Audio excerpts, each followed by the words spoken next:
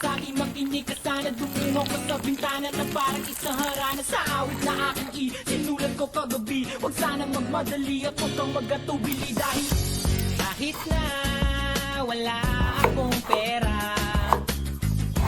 kahit na buta sa aking bulsa, kahit pa maong ko'y kupat na, at kahit na marami